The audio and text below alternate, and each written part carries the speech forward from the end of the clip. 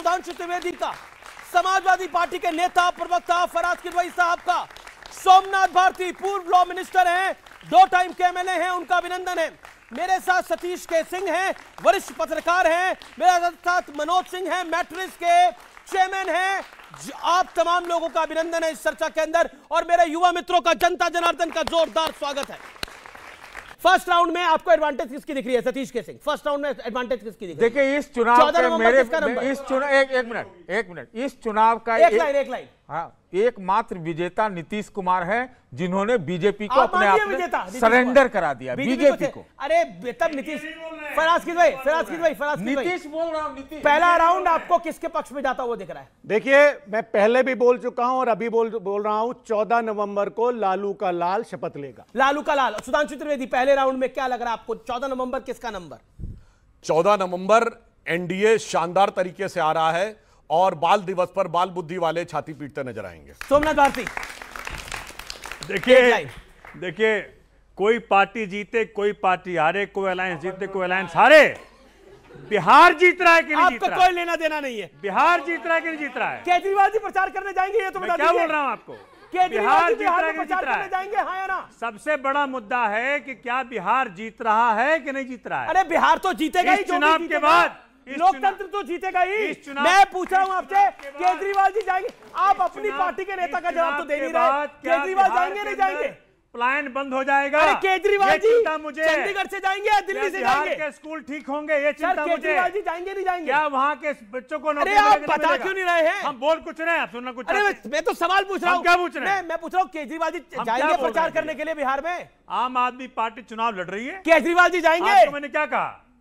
आम आदमी पार्टी चुनाव लड़ रही है, केजरीवाल जी नहीं जाएंगे। धड़ल्ले से चलिए ओके धड़ल्ला ऐसा, केजरीवाल जी नहीं जा रहे।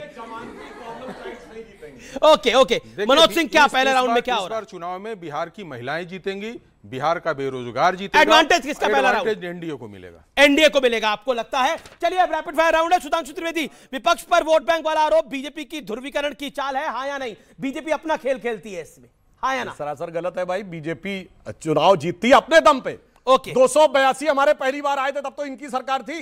मोदी जी के लगातार 3 बार 2/3 बहुमत मिला तो इनकी सरकार थी।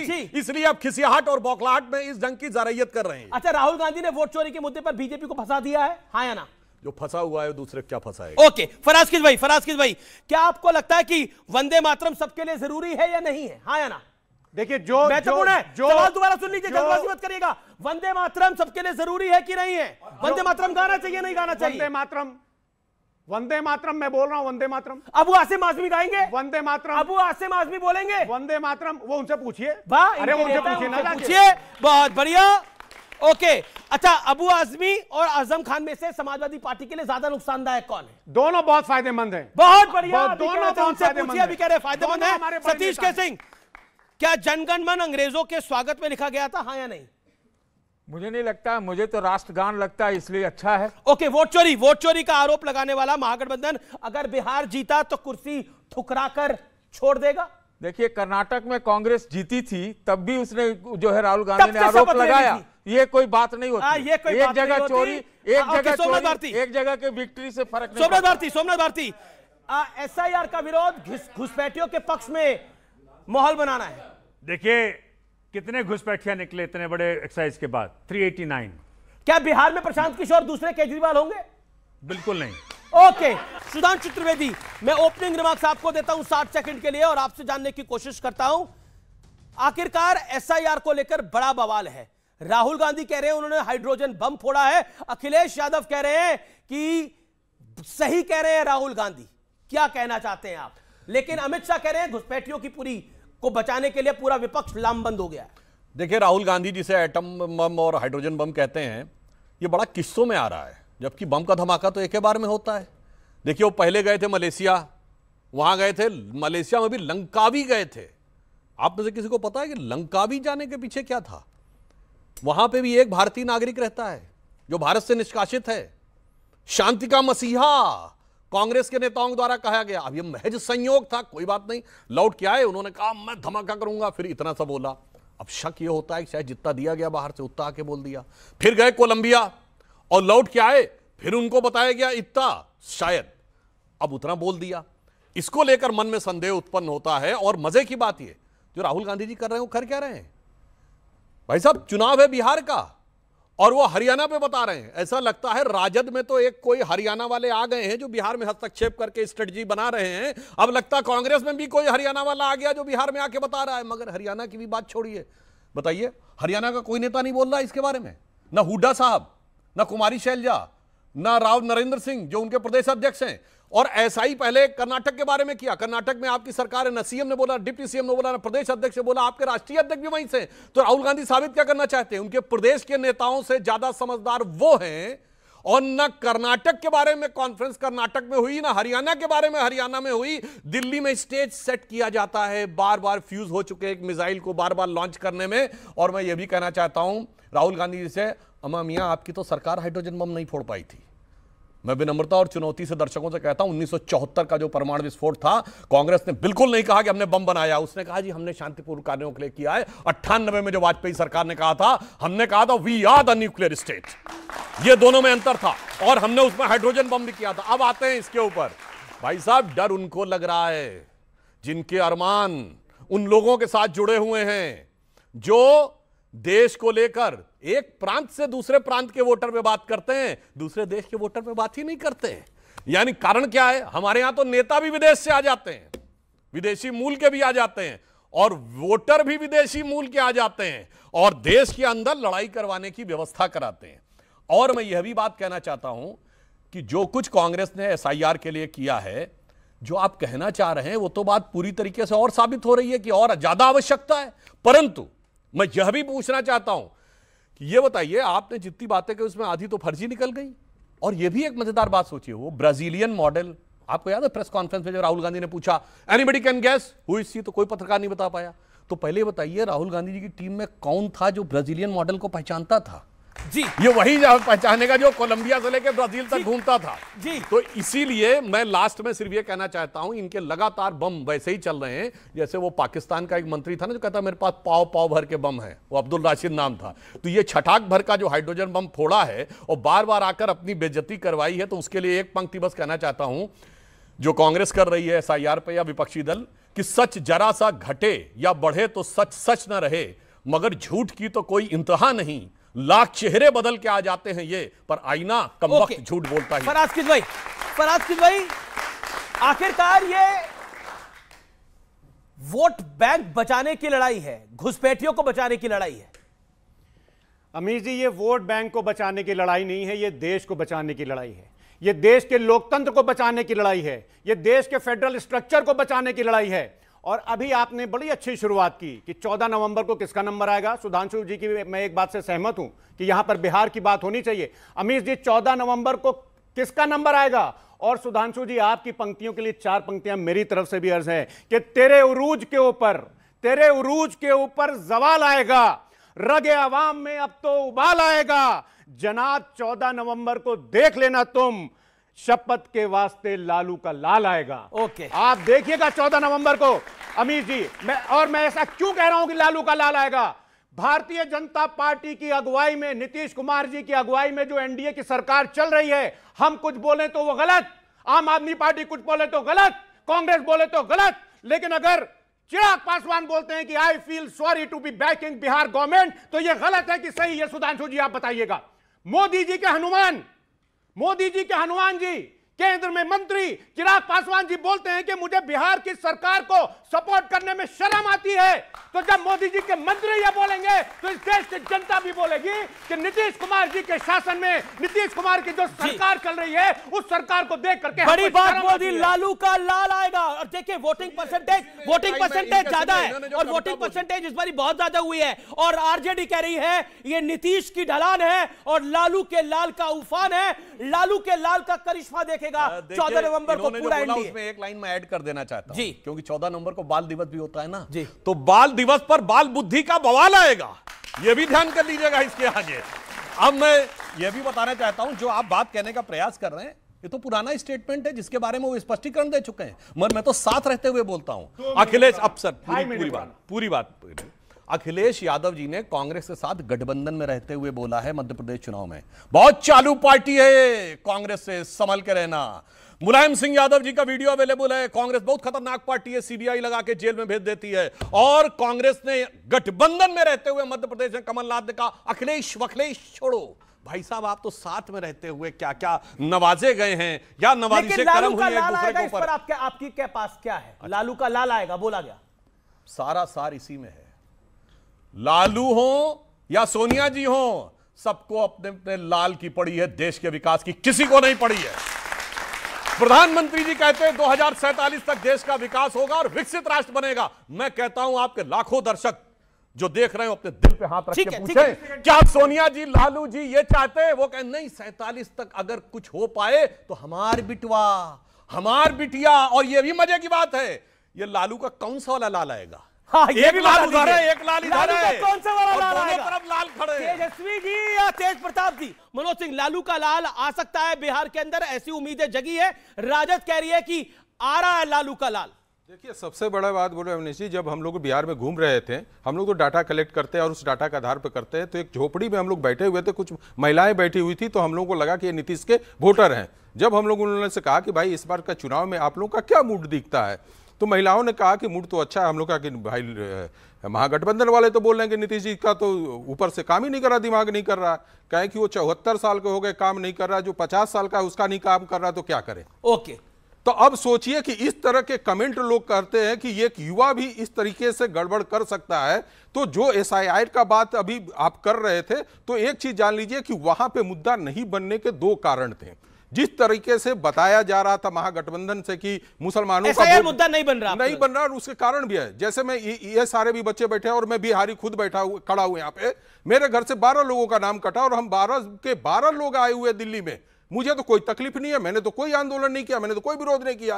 कर वो रहे हैं, लेकिन मेरे नाम पे वोट पड़ते थे। किसको पड़ते थे मुझे नहीं पता। मैंने इलेक्शन कमीशन में भी डाल रखा था कि भाई मेरे नाम को हटा दिया जाए, लेकिन वो हटते नहीं थे। ये मुद्दे हैं। लेकिन जहां तक मैंने देखा, 3 महीने पहले, इलेक्शन के 6 महीने पहले से जिस प्रकार से तेजस्वी ने अपने इमेज को किया, राहुल गांधी ने आकर उनके सत्ता को छीना है। ओके, आप सतीश के सिंह ये मानते हैं राहुल गांधी ने आकर लालू के लाल की सत्ता को छीना है, या फिर हायर वोटिंग टर्नआउट? कई पॉलिटिकल पंडित मान रहे हैं राजद के लिए पॉजिटिव जा सकता है। देखिए, आजकल पॉलिटिकल पंडित क्या मानते हैं ये तो पता नहीं चलता। इलेक्शन कमीशन का जो पंडित मानता है वो सच्ची बात वो है, पता नहीं वो क्या निकल जाए, कुछ नहीं कह सकते। तो इस पर कोई टिप्पणी नहीं करना मुझे। मैं लाल शब्द पे ही टिप्पणी करना चाहता हूं। जी, बिहार में भारतीय जनता पार्टी की बड़ी अभिलाषा थी कि उनका मुख्यमंत्री बैठ जाए, लेकिन बिहार के असली लाल ने एनडीए में होते हुए इनके बीजेपी के जो मंसूबे थे उसकी लंका लगा दी। मैं कहूंगा कि बिहार का असली लाल यहां नीतीश कुमार है।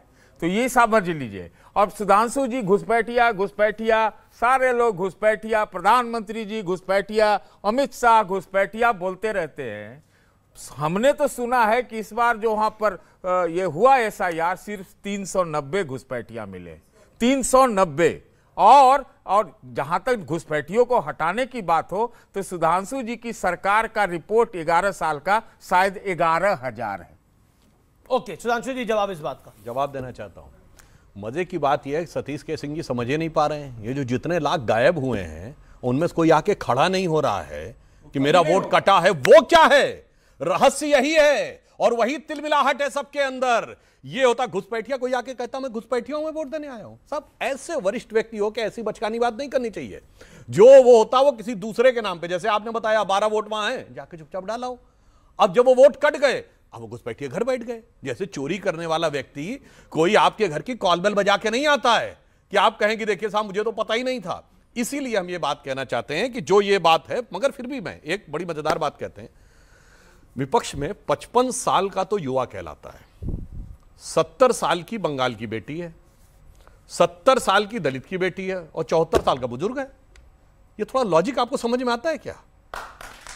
ये लॉजिक समझ में आता है क्या? और मैं एक और बात कहना चाहता हूं, बिल्कुल दिल पे हाथ रख के, जो युवा वर्ग है अपने अपने दिल पे हाथ रख के कहे कि तेजस्वी यादव जी और राहुल जी, इनमें से किसको आपको लगता है कि उनमें इतनी योग्यता थी, अगर राजनीति में नहीं होते तो कोई अच्छी नौकरी पा गए होते? अगर थी तो उनकी बात पे यकीन करिए, नहीं तो जो खुद ना पा पाया वो दूसरे को बता रहा है कि साहब मैं करके दिखा दूंगा।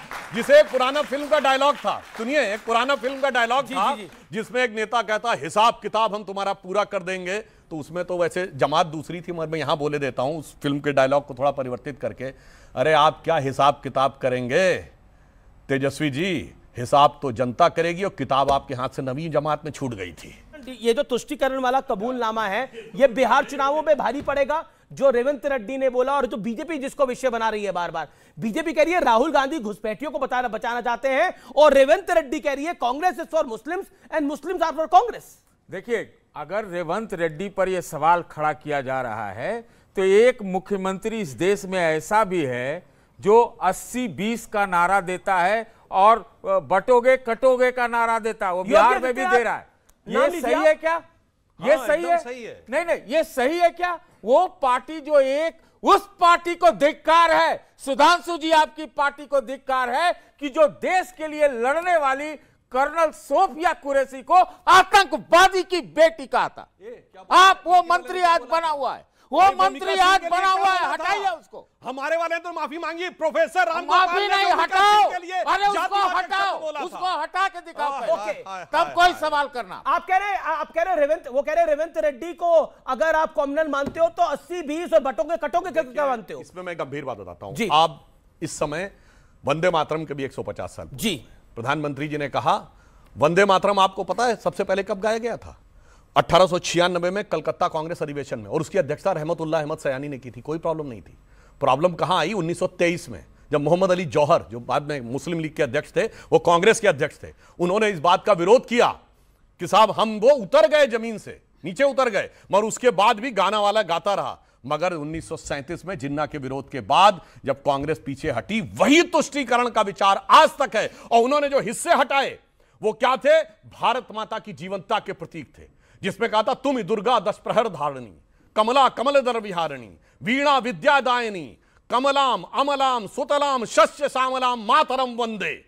और जब आप ये कहते, उन्होंने कहा ये तो दुर्गा का प्रतीक है। हां, मैं कहना चाहता हूं, जब आप दुर्गा जी के प्रति कहते हैं तुम ही दुर्गा दश प्रहर धारणी, तो पूरे देश से कैसे जुड़ते हैं? कलकत्ते की काली मां से जुड़ते हैं, कामाख्या जी से जुड़ते हैं, त्रिपुरा की त्रिपुर सुंदरी से जुड़ते हैं, मुंबई की मुंबा देवी से जुड़ते हैं, कन्याकुमारी से जुड़ते हैं, विंध्यवासिनी से जुड़ते हैं, वैष्णो देवी से जुड़ते हैं, और तो और हिंगलाज माता जो बलूचिस्तान में चली गई उनसे भी जुड़ते हैं, और ढाका की ढाकेश्वरी से भी जुड़ते हैं। इसलिए ये एक जीवंत राष्ट्र था, जो अंग्रेजों की मानसिकता वाले थे, जिनके लिए जमीन का टुकड़ा था, जिन्होंने टुकड़े को काट दिया, वो कभी इसको समझ ही नहीं सकते। ये वेदों के उस वाक्य से निकला जो प्रधानमंत्री जी ने कहा, माता भूमि पुत्रो हम पृथिव्या। इसलिए मैं ये पंक्ति कह के समाप्त करता हूं। साहब सुनिए, हम जानते क्या कहते हैं? अरे मातु सिंह वाहिनी में द्वार पे खड़ा हूं, तेरे कवि का निभाऊं धर्म ऐसा वरदान दे, और ज्ञान दे कि गीत लिखूं लेखनी विकास पे वक्त पड़ने पे बैरियों से युद्ध ठाने ले, और तेरा हर रूप में अनुपमन भावन है।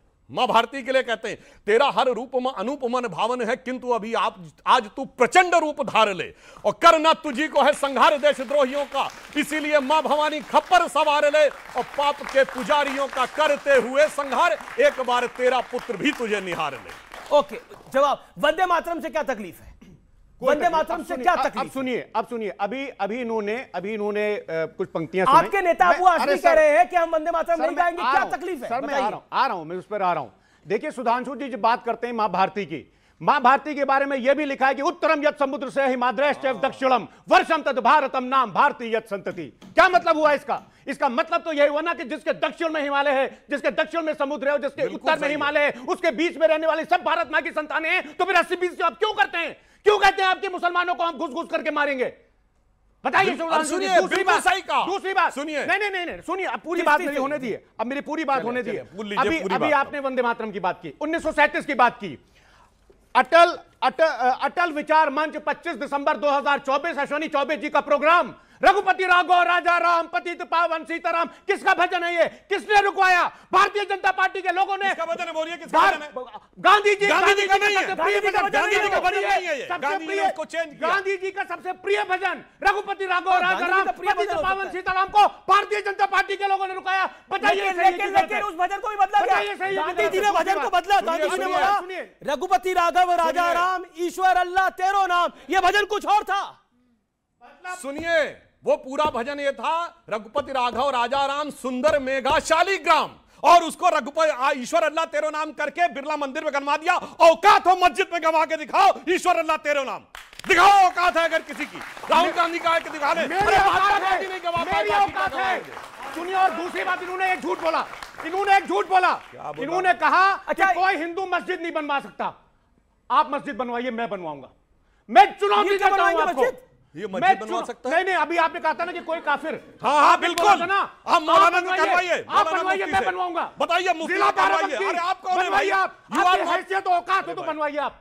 आपने बोला था ना, एक मिनट, मैं बोल रहा हूं, आप बनवाइए। सुनिए, अब अनाउंस करिए, घबराइए नहीं, आप अनाउंस करिए। आपको बोल रहा, सुनिए, अनाउंस करिए आप। परेशान क्यों हैं? अनाउंस करिए। अरे सुनिए, आप कौन है? अनाउंस करिए। आप मुल्ला है, मौलवी है, हाफिज है, मुकर्रम है, क्या है वो? मैं ये बोले ना, कह रहे मुल्ला मौलवी से कर लो। पर ये मस्जिद क्यों बनवाएंगे? लोगों के सर्टिफिकेट पर सुधांशु त्रिवेदी क्यों मस्जिद बनवाएंगे? मैं जवाब दे रहा हूं, अब सुनिए, अब जवाब देता हूं। अब पर ये विषय दूसरा हो रहा है। मैं जवाब देता हूं, सुनिए। और एक बात और है, अब बोल लूं। सुनिए, ये हलाल सर्टिफिकेट क्या होता है कि जो काटा जाता है वो काटने वाला भी मुसलमान होना चाहिए, वरना पवित्र नहीं होता। तो मस्जिद कैसे पवित्र हो जाएगी? बोलो मेरे भाई। अच्छा बताइए, अभी आप कह रहे हैं सरधर्म समान। जब मुलायम सिंह ने कहा था मस्जिद बनवाऊंगा, कितनी ग्रोथ रेट थी देश की? बोलो, कितनी महंगाई रेट थी? बोलो, 13% महंगाई की रेट थी, सोना गिरवी रखा जा चुका था, और उस समय कह रहे थे मस्जिद बनवाएंगे, बेरोजगारी प्रचंड थी। क्या बात कर रहे हैं मेरे भाई?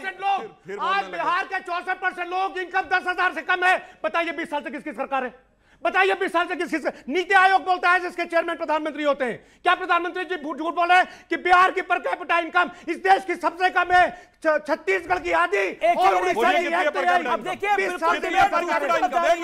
मैं निवेदन करूंगा विषय पर। अबू आसिम आजमी आप ही की पार्टी के नेता हैं, मुंबई के चीफ हैं, रईस शेख आप ही की पार्टी के नेता हैं। इन दोनों ने विरोध करा है वंदे मातरम बोलने का। क्यों? अभी आप कह रहे हैं कि ईश्वर अल्लाह तेरो नाम। वंदे मातरम में क्या आपत्ति है? वो तो राष्ट्रीय गीत है। वंदे मातरम में किसको आपत्ति होगी? है किसी को आपत्ति वंदे मातरम पे? जवाब दीजिए। नहीं, जवाब दे रहा हूं। जवाब दीजिए। अरे सर, जवाब। फिर आप कहते हैं हिंदू मुसलमान होता है चुनाव के अंदर। गांधी जी ने कहा था कि वंदे मातरम भारत के स्वतंत्रता आंदोलन के दौरान लाखों लोगों को प्रेरित करने वाला गीत है। Point number 1। लेकिन गांधी जी कुछ मानते थे कि इस गीत के कुछ हिस्से देवी दुर्गा के रूप में मां की आराधना वाला भाग कुछ लोगों की धार्मिक बस यही तो सारी प्रॉब्लम की जड़ थी। यार ये सुनते नहीं, यही प्रॉब्लम की जड़ थी। देखिए ये प्रॉब्लम है, ये प्रॉब्लम। अगर अबू आसिम साहब अगर एक बात बोल रहे हैं, उनकी एक राय है, मैं बताता हूं वंदे मातरम मेरी ये राय है। अब सुनिए, लेकिन गांधी जी की भी उस पर एक राय थी। लेकिन हाथ जोड़ करके निवेदन है कि बच्चों को नौकरी दे दिए। अरे बच्चों को एक सेकंड बताइए, लॉ एंड ऑर्डर दे दिए। मत उलझाइए मंदिर मस्जिद में, मत उलझाइए। वंदे मातरम ना मंदिर है ना मस्जिद है। वंदे मातरम राष्ट्रीय गीत है। कमाल की बात कर रहे हैं। एक मिनट सुनिए। दुनिया का सबसे बड़ा मुस्लिम देश कौन है? नाम बताइए। अरब इंडोनेशिया के हम 20 बार सुन चुके हैं। चलिए, इंडोनेशिया है, सुन चुकी है। अब सुनिए, 20 बार सुन चुके हैं। अच्छा ठीक है ना, 20 बार सुने तो कान खोल के ध्यान दो, उससे बड़े मुस्लिम होने लगे। सुनिए, अमेरिका में, इंडोनेशिया के, पुराना क्या हो गया? पुराना आपका नई चीजें लाइए। अरे आपकी बात बोलो, हम क्या बोलने जा रहे हैं? बोलो, पुराना हो गया। बोलो बोलो बोलो बोलो बोलो बोलो। रोजगार कितने दिए थे? बोलो ना, क्या बोलने जा रहे हैं? बोलो बोलो। नहीं पता, पानी पीने लगे। अब मैं बताता हूं, दुनिया के सबसे बड़े मुस्लिम कंट्री इंडोनेशिया की, जो अमेरिका में एम्बेसी है, मैसाचुसेट्स एवेन्यू, जाके नेट पे चेक करिएगा, उसके बाहर 11 फुट की देवी सरस्वती की मूर्ति लगी हुई है, और उसके नीचे 3 बच्चे पढ़ रहे हैं। वो कहते हैं ये हमारी संस्कृति है, इसका इबादत से कोई प्रॉब्लम नहीं है। सर मेरा सवाल ये है कि हम, पहली बात तो हम स्टूडेंट्स अपने हिसाब से, अपना क्वालिफिकेशन के हिसाब से हम ले सकते हैं अपने जॉब्स। हिंदू मुस्लिम करके हमको नहीं चाहिए कोई जॉब। दूसरी बात ये जो आप दिखा रहे हैं कि मुस्लिमों पर इतना अत्याचार हो रहा है, ये हो रहा है, वो हो रहा है, लेकिन आपको नहीं लगता कि आप हिंदुओं पे ये सब थोप रहे हैं कि आप लोग ये हमारे साथ कर रहे हैं? ये क्या डेरोगेटरी ये नहीं है, ये डेरोगेशन है हमारे हिंदुओं के ऊपर।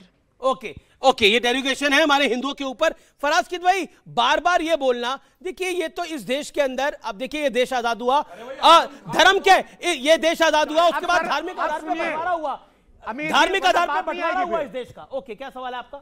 आप खड़े होकर पूछिए, क्या पॉइंट है आपका? सर मेरा सवाल आपसे है कि आपने कहा कि शिक्षा और स्वास्थ्य की बातें नहीं करते हैं बीजेपी, तो आप क्या शिक्षा और स्वास्थ्य की बातें करके चुनाव जीतना चाहते हैं? शिक्षा और स्वास्थ्य की बात करके चुनाव जीतना चाहते हैं, सब चुनाव जीतना चाहते हैं। ओके, क्या सवाल है? वही हमारा इलेक्शन मैनिफेस्टो रहा। Okay sir, Rahul Gandhi sir Rahul Gandhi vote चोरी की बात करते हैं लेकिन एसआईआर का विरोध क्यों करते हैं? वोट चोरी की बात करते हैं लेकिन एसआईआर का विरोध क्यों करते हैं? सतीश केसरी, एसआईआर का विरोध क्यों करते हैं राहुल गांधी? ये तो अच्छा सवाल उनका है। अब देखिए, एसआईआर का किसी ने विरोध नहीं किया है और मैं किसी ने संसद में अरे सुनिए, अरे नहीं किया। आप संसद में प्रदर्शन किया, फोटो लगी सब क्या? अरे भाई आप सुनिए ना, जिस तरह से जो आप लोग करवाते हैं, आपकी जो अनुषंगिक संगठन इलेक्शन कमीशन है, उसका विरोध है। कोर्ट में गए लोग, कोर्ट में आपने तो आधार ही नहीं माना। सतीश जी आप बोल लीजिए। आपने मैं इनसे बहस करने के लिए तैयार। आधार माना क्या? जब आपको चाबुक लगा तब आपने आधार माना।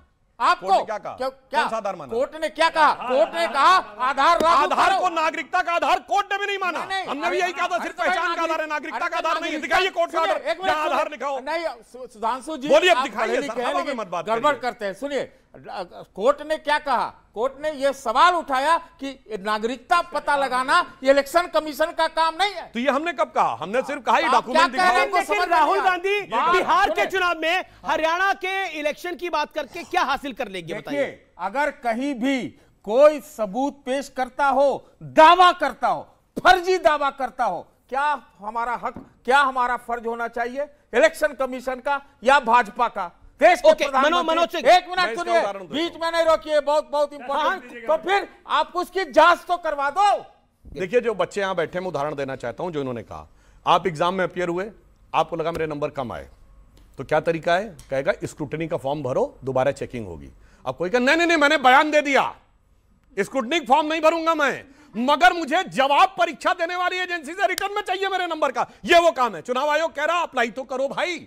तुम्हारी जो तुमने 22 दिखाई फोटो, वो सही में है कि नहीं, उसमें कहीं तो गलत निकल गए तो तुम। और दूसरा उदाहरण देता हूं, मैच खेलते हैं, आपको लगा कि बैट्समैन आउट था, एम्पायर ने आउट नहीं दिया है, तो क्या कहा जाता है? रिव्यू का पावर है ना, तो पूछता है रिव्यू को यूज करोगे? नहीं, मैं रिव्यू को यूज नहीं करूंगा, मगर मैंने कहा है तो मान लेना चाहिए।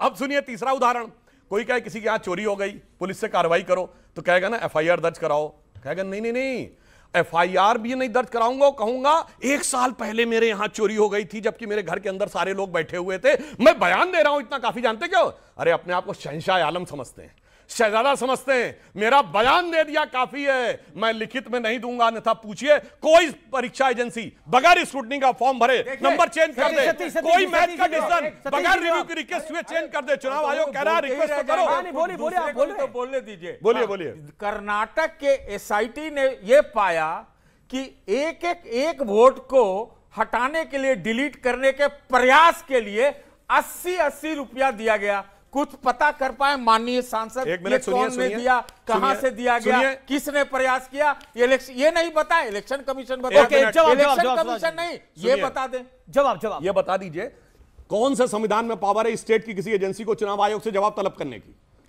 बताइए। उसके पास तो है, इलेक्शन कमीशन के पास पावर तो है।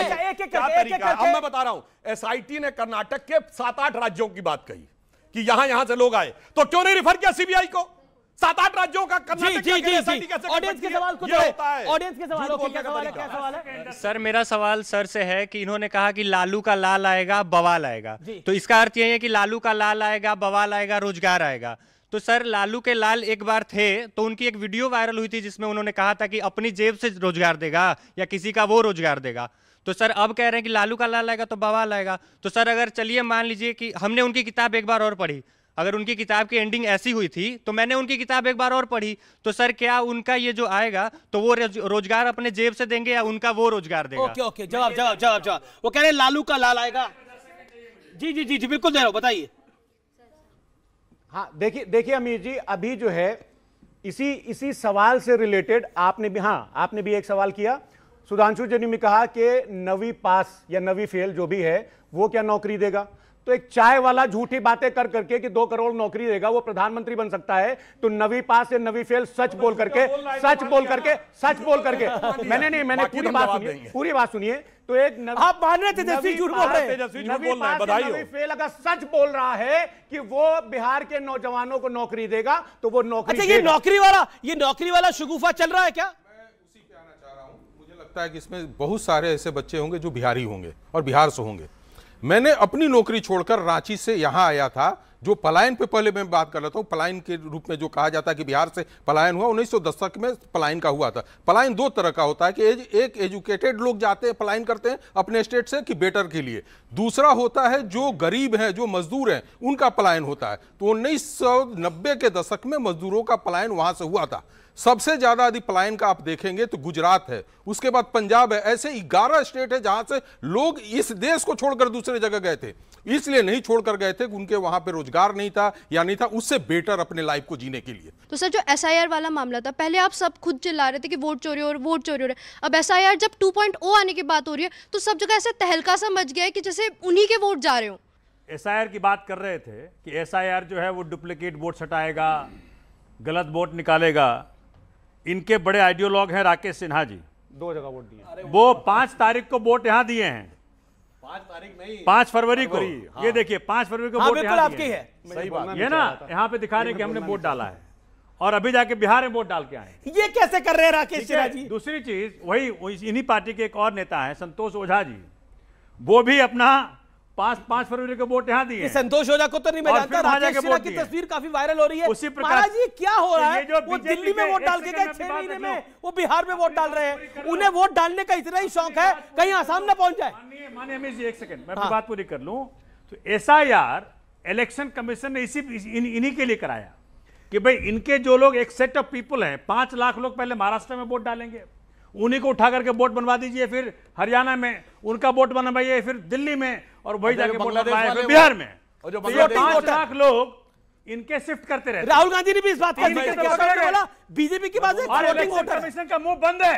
सुनिए, इलेक्शन कमीशन के मुंह से कोई बात निकली नहीं है इसके खिलाफ, पर बीजेपी तो बोल रही है, नहीं बोल रही है बीजेपी। सुनिए, मैं इसका जवाब देता हूं, बिल्कुल टेक्निकल।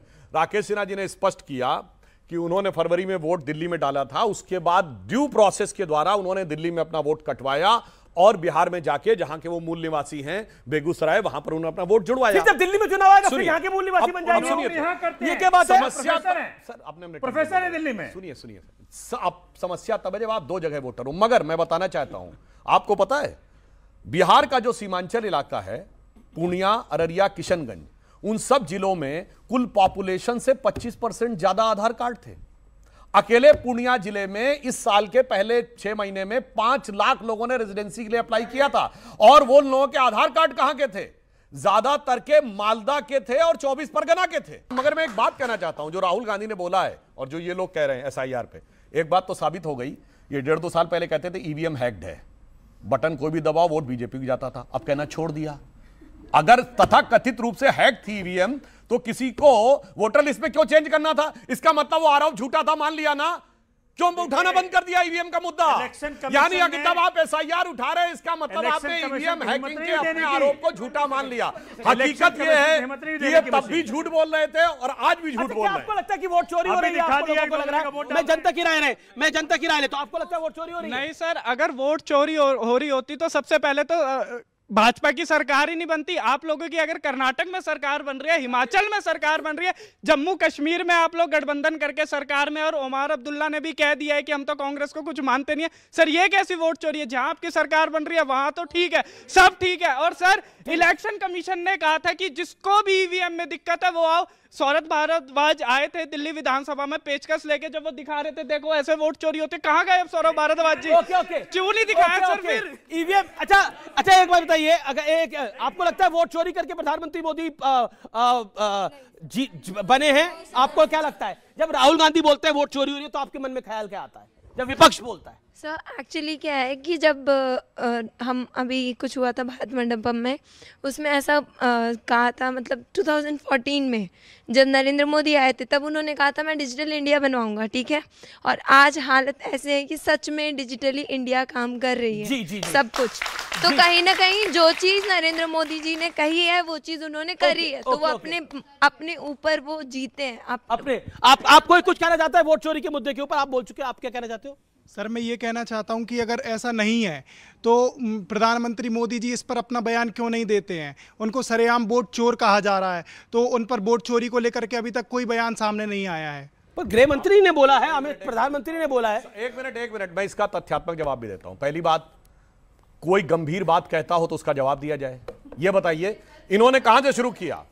हाँ, आप क्या कह रहे हैं? पूरा भारत बोल रहा है उन्हें वोट चोर, तो ये बात तो इम्पोर्टेंट है, तो बोलने सुनिए ना, बनता है सुनिए, ये उनका पहली बार नहीं हुआ है। इन्होंने चौकीदार चोर भी तो बोला था, फिर माफी मांगी थी। इन्होंने कहा राफेल को लेकर सरकार के ऊपर का भ्रम फैलाया, फिर इन्होंने कहा सर्जिकल स्ट्राइक के ऊपर सेना खराब है, फिर इन्होंने बालाकोट में कहा एयरफोर्स खराब है, फिर ऑपरेशन सिंदूर में कहा डिफेंस सर्विसेज खराब है, फिर उन्होंने कहा LIC के बारे में झूठ बोला, स्टेट बैंक ऑफ इंडिया के बारे में झूठ बोला, सेबी के बारे में झूठ बोला, इलेक्शन कमीशन के बारे में झूठ बोला, कोविड वैक्सीन के बारे में झूठ बोला, राम मंदिर के मुहूर्त के बारे में झूठ बोला। तो भाई जो सर्टिफाइड झूठ बोलने वाला है वो भी सुप्रीम कोर्ट से उसकी बात का कहां तक जवाब दे। अब दूसरी बात सुनिए, अब मैं हर बार झूठ एक मिनट सतीश जी ने बड़ी बड़ी सच्ची बोली।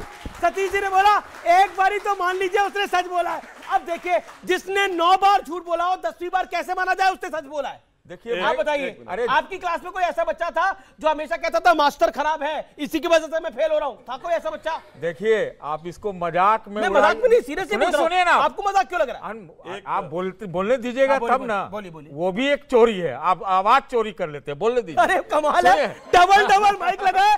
एक सेकंड, इन्होंने बोला आवाज चोरी, 1 माइक 2 माइक 3 माइक, उसके बाद भी कह रहे हैं आवाज चोरी हो रहा है। ऐसे ही वोट चोरी हो रहा है। जैसे आपने प्रूव किया कि आवाज चोरी आप नहीं कर रहे हैं, इलेक्शन कमीशन में ये सिद्ध कर दे, देश के प्रधानमंत्री सिद्ध कर दे कि राहुल गांधी पर देशद्रोह का मुकदमा करना चाहिए, क्योंकि ये खाली देश विरोधी काम करता है, गलत चीजें लाता है, गलत प्रूफ लाता है। एक बार इसको शांत तो कर दो। अच्छा ठीक है बोला। अब मैं जवाब देना चाहता हूं, सुनिए। पिछले 35 साल से कांग्रेस के साथ बिहार में क्या हो रहा? 1990 सीटें जीती 71, वोट मिला 24%, जमानत जब्त 103। 1995 सीटें जीती 29, वोट परसेंटेज घट के हो गया 16%, जमानत जब्त 167। सन 2000 सीटें जीती 29, वोट परसेंट आ गया 11 पे, जमानत जब्त 231। अब आइए साहब 2005 कुल लड़ाई 58 सीट पे और उसमें 5% वोट पे आ गया और उसके बाद जमानत जब्त हो गई, उसके बाद भी 14 सीटों पे। अब आइए 2010 वोट परसेंटेज 8 पे आ गया, जीते 4, जमानत जब्त 216। अब सुनिए 2015 27 सीटें जीते 6% वोट पे आ गया और लड़ाई 41 थे। सन 2020 लड़े कुल 70 सीट, जमानत जब्त 4, वोट परसेंट 9.5। ए भैया राहुल गांधी बता दो, 35 साल से ये तुम्हारा वोट ऐसे करके उड़ रहा है, वो कौन चोरी कर रहा था भाई? नहीं मिला। मैं योगी आदित्यनाथ को यहां लाता हूं। योगी आदित्यनाथ की एक पिक्चर है कि उन्होंने लॉ एंड ऑर्डर की सिचुएशन को बेटर कराया उत्तर प्रदेश के अंदर, पॉइंट नंबर 1। और पॉइंट नंबर 2, नीतीश कुमार के लिए भी ये कहा जाता है कि लॉ एंड ऑर्डर को बेटर कराए। क्या आपको लगता है कि नीतीश कुमार पर चिपकेगा जंगल राज? मनोज सिंह। महिलाएं जो इनको 30,000 रुपया मिला और जिनको नहीं भी मिला है, दोनों तरफ से नाराजगी व्यक्त भी कर रही है कि नहीं मुझे 30,000 नहीं मिला है, लेकिन वो बोलती हैं कि वो जो शासन जो 20 साल गुजारा है उससे हम बेहतर है कि हमें जो सरकार अब पीढ़ी नहीं हो गई है। हाँ। जो 5 साल का बच्चा था, वो आज 25 साल का हो गया। उसने सिर्फ जेडीयू की सरकार देखिए, बीजेपी की सरकार आप बात को समझिए। आप बच्चों को एक गलत तरीके से समझाते हैं। दिल्ली के बाजारों में घूमेंगे तो लोग जानते हैं रिक्शे वाले को, ठेले वाले को बिहारी कहकर साइड करते हैं, और मैं उनको बोलता हूं कि जो आप उसको बिहारी बोल के बोलते हो, जो सामने बिल्डिंग बन रही है इसमें काम करने वाला 80% बिहारी है, लेकिन इस घमंड में मत रहना कि इसमें जो चेयर लगेगा उसमें दूसरा कोई आएगा बिहारी आकर बैठेगा। आप उस सम्मान के तो लग देखिए बिहारी बच्चे को, आप ये मत कहिए। ये जितने बच्चे पढ़ने आए वाली स्टेटमेंट है प्रधानमंत्री की, आपको लगता है it will go down well और इसका नुकसान होगा? नहीं, अब चीजों को समझिए, कहां पे कौन कैसे वोट को प्रभावित कर रहा है। मैं उसी चीज को बता रहा था आपको कि SIR के तार कहां पे। ये तर्क बड़ा विचित्र है। अगर हम ऐसे माने तो आज देश को आजाद हुए 78 साल हो गए, तो जिनकी उम्र 90 साल या उससे कम है उनको तो देश की आजादी का अंग्रेजों की कोई बुराई देखी नहीं तो पता अंग्रेज ठीक हो गया? ऐसा तक थोड़ी चलता है कि साहब जिस आज पीढ़ी ने देखा नहीं तो पता नहीं। अरे देखा नहीं तो उसे याद करना चाहिए। 15 अगस्त 26 जनवरी इसीलिए मनाया जाता है ताकि याद रहे कि हमारे साथ क्या हुआ था, इसलिए हर चुनाव में याद करना जरूरी है। याद कराते हैं कि बार बार बीजेपी कहती है सपा गुंडों की पार्टी है, और बार बार मायावती का वो नारा याद दिलाती है। हमने नहीं कहा था, यूपी में नारा एक ही पार्टी ने लगाया था, चढ़ गुंडन की छाती पर मुहर लगाओ हाथी पर, हमने नहीं कहा था। सुधांशु जी सुप्रीम कोर्ट को मानते हैं, आप नहीं मानते? हाँ या ना? अरे आप नहीं मानते? नहीं, हाँ या ना? हाँ या ना? क्योंकि आप कहते हैं हाँ या ना? मस्जिद रहेगी। हाँ ना? आप नहीं मानते? हाँ या ना? सुप्रीम, इसमें क्या हाँ या ना? सुप्रीम कोर्ट बोलता है There is a complete breakdown of rule of law in Uttar Pradesh supreme court April 2025 मैं चुनौती देता हूं सुप्रीम कोर्ट ने बोला लेकिन बोला कि नहीं बोला। अरे मैं आपको बता रहा हूं सर न्यूज़ 18 की खबर दिखा को कोट कर रहे हैं, वो किसी विषय पर बोला होगा। अरे आप सुप्रीम कोर्ट बोलेगा तो किसी विषय पे बोलेगा। सुप्रीम कोर्ट अगर बोलेगा कि there is a complete breakdown of rule of law in Uttar Pradesh तो वो किसी विषय पे बोलेगा। बोलिए। अरे उसने बोला कि नहीं बोला बताइए। नहीं, इस किसी कॉन्टेक्स्ट में इसमें नहीं बोला है। कॉन्टेक्स्ट बोलिए। ये लीजिए, मैं आना छोड़ दूंगा डिबेट में। अरे बोलिए ना, आना छोड़ दूंगा डिबेट में। अरे कॉन्टेक्स्ट बोलिए। Times of India April 2025 there is a complete breakdown of rule of law in Uttar Pradesh supreme Court. ये सुप्रीम कोर्ट की फोटो बच्चों लगी। अच्छा आप सुनिए, ये ऐसे ही झूठ लाते हैं, ये ऐसे ही झूठ लाते हैं जैसे प्रधानमंत्री जी ने झूठ बोला था। एक मिनट अगर न्यूज़ है, सुनिए, अगर ये न्यूज़ है तो सुनिए, बोलिए जो बोलते हैं कि सुप्रीम केस देश में लॉ एंड ऑर्डर पर नीतीश लॉ एंड ऑर्डर के विषय पर चुनाव जीत के आए हैं, योगी जीते हैं चुनाव लॉ एंड ऑर्डर के विषय। अगर अखबार में छपी न्यूज़ पे है तो मार्च 2017 में टाइम्स ऑफ इंडिया में मुलायम सिंह के हवाले से छापा गया कि मेरा बेटा औरंगजेब हो गया। बोलो, अगर अखबार में छपी खबर ये करना है, बोलो हाँ या ना। सुप्रीम कोर्ट ने नहीं बोला। आप बोल रहे सुप्रीम कोर्ट ने नहीं बोला। अखबार में सुप्रीम कोर्ट ने नहीं बोला। सुप्रीम कोर्ट ने नहीं बोला के बारे में जनरल नहीं बोला, कोई जनरल नहीं बोला। इस कॉन्टेक्स्ट में मैं डिबेट में आना छोड़ दूंगा। क्यों हम चाहते हैं आप आए, मतलब अरे हम चाहते हैं आप आए। मैंने अपने सर्वे में बोला था कि लॉ एंड ऑर्डर एक उत्तर प्रदेश का बहुत बड़ा ये है। मेरा चैनल पे बोला था और लोगों ने उस बात को मेरा एक सर्वे है जो बता रहा है कि लॉ एंड ऑर्डर पे बिहार की सरकार जा रही है। इनकी तो कंपनी है। अरे नहीं, अरे उनकी कंपनी है मटीज, वो कंपनी सर्वे कराती है। आप कह रहे मैंने भी सर्वे करा, आपकी कंपनी कौन सी है? हम भी रिसर्च स्टूडेंट रह चुके हैं, 20 साल रिसर्च किया हमने। उत्तर प्रदेश विधानसभा का वीडियो अवेलेबल है जिसमें योगी जी ने कहा हम माफिया को मिट्टी में मिला देंगे। तुरंत अखिलेश जी ने खड़े होकर कहा आप कैसी भाषा बोल रहे हैं? अरे यूपी में माफिया की वो स्थिति हुई है जो एक गीत चलता था चुनाव के समय कि बिलवा में घुस जाएगा सब साफ बिच्छू गोजर चलेला जब चाप के बाबा का बुलडोजर। ओके मैं रुक करता हूं। क्या आपको लगता है लॉ एंड ऑर्डर योगी के राज में और नीतीश के राज में बेटर हुआ है? इस पर अपनी राय कौन रखना चाहते हैं? यूपी में लॉ एंड ऑर्डर बिल्कुल सही हुआ है, क्योंकि मुझे भी पता है जब से यूपी में योगी जी की सरकार आई है ना, तब से हम लड़कियों को अगर रात को 9:30-10 बजे भी बाहर निकलना होता है ना तो हमें 4 बार सोचना नहीं पड़ता है। वहीं जब योगी जी की सरकार नहीं थी तो हमें 4 बार सोचना पड़ता था। ओके ये पॉइंट है। ओके चलिए, तो फिलहाल आज के वीकेंड एडिशन में इतना ही। आज की स्पेशल ब्रॉडकास्ट को आपने देखा, आपका बहुत बहुत अभिनंदन। मेरे युवा मित्रों का बहुत बहुत धन्यवाद, जोरदार तालियों से आपका धन्यवाद। लेकिन 11 नवंबर को वोट जरूर डालिएगा और 14 नवंबर को गिनती न्यूज़ 18 इंडिया पर होगी, जरूर देखिएगा। न्यूज़ 18 नेटवर्क पर होगी, जरूर देखिएगा। आपको मेरा नमस्कार, गुड नाइट।